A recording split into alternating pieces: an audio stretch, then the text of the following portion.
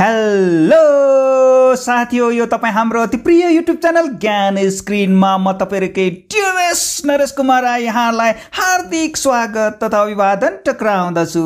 र आज पनि तपाईहरुको समक्षमा एउटा कथा वाचन गरी तपाईहरुलाई नै सहयोग पुर्याउनको हेतु प्रस्तुत भइसकेको छु भने मैले आज वाचन गर्ने कथाको शीर्षक छ भाडो, जसको रचनाकार हुनुहुन्छ श्री गोविन्द बहादुर गोठाले।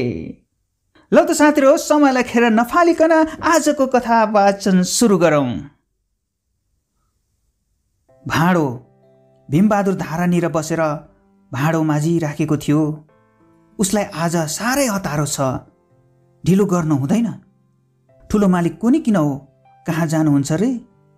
बिहान सबैरै चिसो छ, केही जाडो जस्तो पनि छ। छिट्टो काम गर्दा बल परेकोले जिउ तात्तिराखेको छ र मनको सोचाइलाई हलुङ्गो पारेर माथि उडिराखेको छ।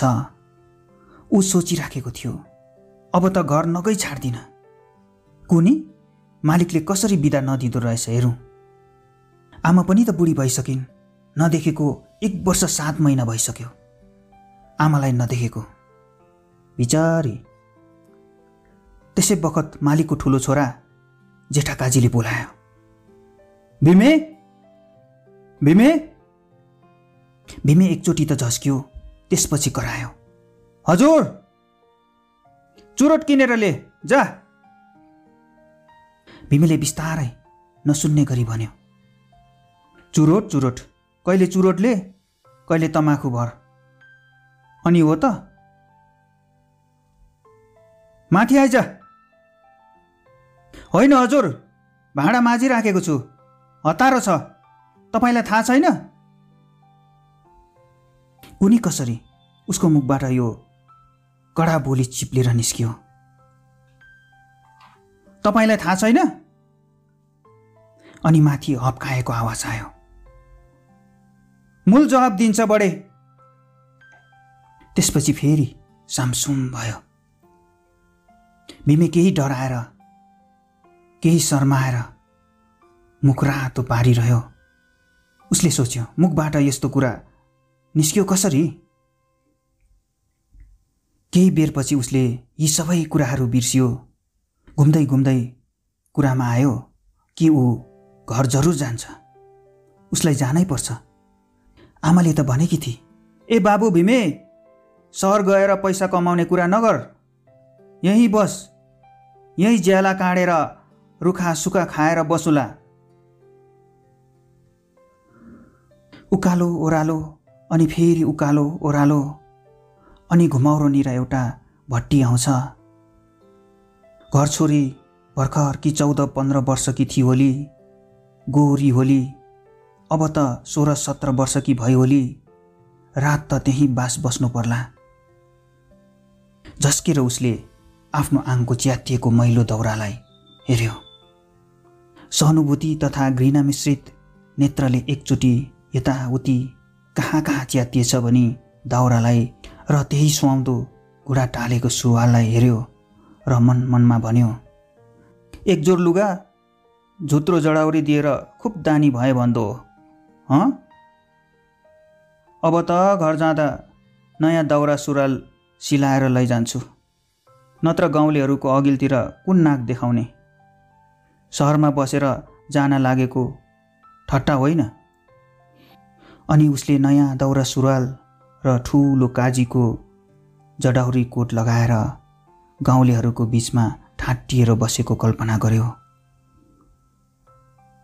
भाँडा मलेको शब्द मन्द मन्द हुँदै गयो। केही बेर टक्क रोकियो, फेरि मन्द मन्द स्वरमा सुरु भयो। बीचमा एकछिन झर्केको गरेर ठुलो स्वरमा घ्याइ घ्याइ गर्थ्यो। पुन्टु अब त निकै बढी होली, घरमा आमालाई बोलाउन आउँथे। उसँग केही रतिएको लहसिएको थिएँ। उसले भनेको कुरा मान्थे।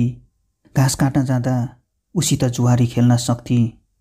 कहिलेकाहीँ छटपटाएको र डराएको आँखाले उसलाई हेरेर भन्थे, अबेर भयो, बाले गाली गर्नुहुन्छ, कहीँ धेर बेर नबस भनिया छ। त्यसबेला पुन्टु 13 वर्ष कि त थिए नि। ठुली ऊभन्दा निकै वर्ष जेठी, राखिएको गाला, बराठिएको शरीर कसरी सबैसित आँखा लडाउँथे। सारा गाउँका जवान, पल्लो गाउँका, अल्लो गाउँका सबैले उसलाई नराखेको भन्या छँदैछन्। एक दिन ठुली पुष्ट गालामा खाल्टो पार्ने गरी हाँसेर ऊ नजिक आई र उसको गालामा निकै सारैसित चड्काएर भनी, नानीको बिहे गर्ने कहिले? अनि के? ऊ एकछिन त जिल्ल पर्थ्यो अनि लासले भुतुक्क भयो। उसले फेरि सोच्यो, आमाले पक्का पनि एउटी राम्री केटी खोजिराखेकी होलिन्। बिहे गरेर यहाँ फर्कौँ कसरी? स्वास्नी लिएर यहाँ बस्न त अलि, त्यहीँ फ्याँकेर आउने? छी, फेरि गाउँमा त्यस्तो पहाडमा कसरी कुहिने त? यो समस्या सुल्झाउँदै उसको हात टक्क रोकियो र भाँडा मास्ने शुद्धि बुद्धि नै रहेन। त्यसै बखत माथिबाट एउटी आइमै घाँटी सुक्ने गरी चिचाइराखेकी थिए, भीमे, भीमे, भीमे, पानी ल्याउन पर्दैन? भाँडा माझेको अहिले हो, कहिले सिद्ध्याउने? ए! भीमे अकस्मात आफ्नो चिन्ताबाट बिउज्यो र हडबडिएर सोझो बन्यो। वाल्ला परेर हेर्न लाग्यो। कानमा केही आवाजको झनक परिराखेको थियो। केही जवाब दिने सोच्न सकेन। अनि पछि बिहे गर्ने चिन्तालाई सोचेर उसको अङ्ग प्रत्यङ्गमा एउटा हल्का शरमको लहर दौड्यो। यसपछि ऊ आफै निच्च दाँत देखाएर हाँस्यो। त्यसै बखत ठुला काजीको स्वास्नी दौडेर आई र भन्न लागि, खै छाड भीमे, छाड, बच्चाले टाउकोदेखि आङभरि सर्वङ्ग फोहोर गरिदियो, के भनौँ? ठुली दुलाईले फेरि भने, फेरि हतारो पनि छ, तरकारी काट्नुपर्छ, त्यतिको काम छ, यो घरमा कहिले काम सिद्धिँदैन, दिक्कै लाग्छ। भीमेले स्वीकृतिक सूचक टाउको हलायो अनि सरेर बस्यो। ठुली दुलाहीले साबुन खोपामा राखी त्यसपछि बाहिरी धोती फुकाली किलामा झुन्डाई। भीमेले बिस्तारै आँखा उठाएर मालिकनीको शरीरमा दृष्टि फिजायो। भित्री धोती छातीदेखि लिएर घुँडासम्म टनक्क बेरिएको थियो। धोती शरीरमा च्याप्प टाँसिएको थियो। एउटा छोराको आमा भइसकेर पनि उसको शरीर जस्ताको तस्तै कसिएको थियो।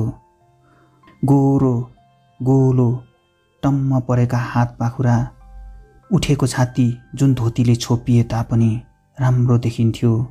दुलैले भने, पानी चिसो छ अघि? भीमीले बाँकी भएको एउटा भाँडा मास्नलाई खुब बल गरेर मनमनमा भन्यो, हतार छ भन्या, हतार। एकचोटि आफूलाई रोक्दा रोक्दै पनि उसको आँखा मालिकनीको शरीरमा गएर पर्यो। त्यसपछि बिजुलीकै धक्का लागे झैँ उसले तल हेर्यो। अहिले मालिकनी एकदम भिजिसकेको छ। त्यो पातलो धोती अब झन् टाँसियो। मालिकनीको सुन्दर अनुहारलाई दिनको दिन देखेको थियो अनि गोरो हात देखेको थियो। सेतो सुलुक्क परेको पिँडौला पनि देखेको थियो। उसले फेरि एकचोटि फुर्तीसित हात चलायो र सोच्यो, हामीले यसरी मालिकनीको अङ्गमा हेर्नु हुँदैन। भन्दा भन्दै उसले चोरेर एकचोटि हेरिहाल्यो। मालिकनी साबुन लगाइराखेकी थिए। आङमा लगाएपछि धोती अलि माथि सारेर घुँडामाथि लगाउन लागि फेरि खुब जोडसित धक्का लगायो। ऊ काँपिराखेको थियो। बिस्तारै बिस्तारै उसको सारा शरीर शिथिल हुँदै गयो। ऊ उठेर भाग्न चाहन्थ्यो तर उठ्न सकेन। फेरि काम पनि त हतारको हो।